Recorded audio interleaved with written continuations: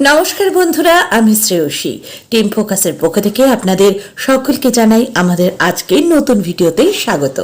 এই ভিডিওর মাধ্যমে আমরা আপনাদের সাথে শেয়ার করতে চলেছি এমন 5টি লক্ষণ যা বলে দেবে আপনার হাড়ের সমস্যা রয়েছে কিনা। যেমন ব্যাক পেইন বা পিঠে ব্যথার সমস্যায় অনেকেই ভোগেন।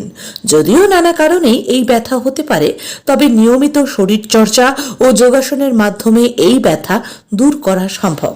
তবে এই সমস্যা দীর্ঘদিন ধরে হলে বুঝবেন আপনার হাড়ের স্বাস্থ্য ভালো নেই।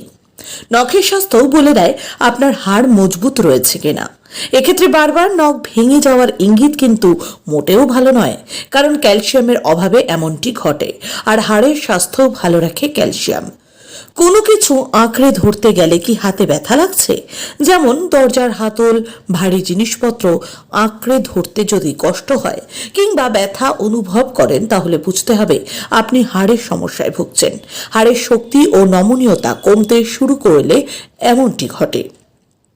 দাঁতের মাড়ি রেখেও বোঝা যায় আপনি হাড়ের সমস্যায় ভুগছেন কিনা সে বিষয়ে। যদি দাঁত মাড়ি থেকে আলগা হয়ে যায়, তাহলে এটি দুর্বল হাড়ের লক্ষণ হিসেবে চিহ্নিত করা হয়। আবার বয়সের আগেই দাঁত পড়লে তা দুর্বল হাড়ের লক্ষণ। আপনার শরীরের হাড় দুর্বল হয়ে পড়লে বিভিন্ন আঘাতেরও ঝুঁকি বাড়ে।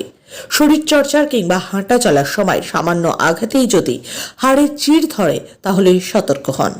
এসবই কিন্তু হাড়ের সমস্যার প্রাথমিক লক্ষণ। তাই এখন থেকেই হাড়ের স্বাস্থ্যের প্রতি যত্নশীল হন। বন্ধুরা, আজ এ পর্যন্তই। এতক্ষণ ধরে ধৈর্য সহকারে ভিডিওটি দেখবার জন্য আপনাদের সকলকে জানাই অসংখ্য ধন্যবাদ। ভালো থাকবেন, সুস্থ থাকবেন।